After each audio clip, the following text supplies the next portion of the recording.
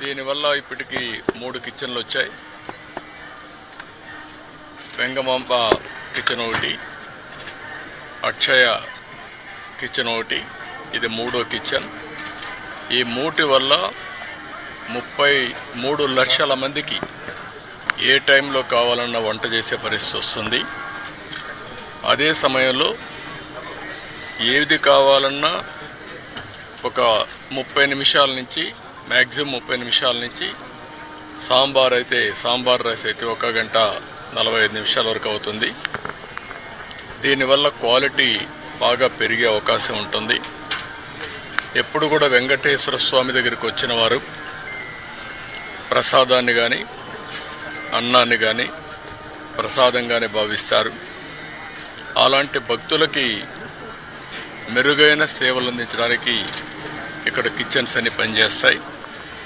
అదే సమయంలో ఎక్కడ కూడా నాణ్యతలో ఎక్కడ రాజీ పడం, ఎక్కడైతే ముడి సరుకులు కావాల్సినటువంటి మనం ప్రొక్యూర్మెంట్ నుంచి అన్ని జాగ్రత్తలు తీసుకుంటున్నాం.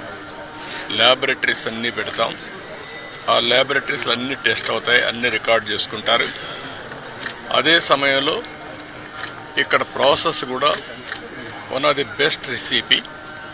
వెంకటేశ్వర స్వామి దగ్గరుండే లడ్డు ప్రపంచంలో ఎక్కడ కూడా ఎవరు కూడా రిప్లికేట్ చేయలేకపోయారు, తయారు చేయలేకపోయారు. దానికంటూ ఒక పేటెంట్ కూడా ఉంది. చాలామంది ప్రయత్నం చేసి కూడా ఫెయిల్ అయ్యారు. అలాంటి పవిత్రమైన లడ్డుని కానీ, ఇక్కడుండే జిలేబీ కానీ, ఇక్కడుండే మైసూర్ పాక్ కానీ దానికి ఒక ప్రత్యేకత ఉంది. వడకు కూడా ఒక ప్రత్యేకత ఉంది. అలాంటి మళ్ళీ ఇవన్నీ కూడా టోటల్గా ప్రక్షాళన చేసి రాబోయే రోజుల్లో ఫీడ్బ్యాక్ కూడా తీసుకుంటాం. ఈరోజు మీరు చూస్తే ఉదయం ఒక అర్ధగంట నేను కూడా సమీక్ష చేశాను. నా సమీక్షలో ఒకప్పుడు ఏవైతే పగడ్బందీగా చేయడానికి మొత్తం గ్రీన్ కవర్ అయితే ఇప్పుడు 72%కి వచ్చాం. డీప్ ఏదైతే ఫారెస్ట్ ఉందో దీన్ని 72%కి వచ్చాం. దాన్ని 90% తీసుకుపోయే అవకాశం ఉంది. బయోడైవర్సిటీ కూడా ఫోకస్ చేయమన్నాను.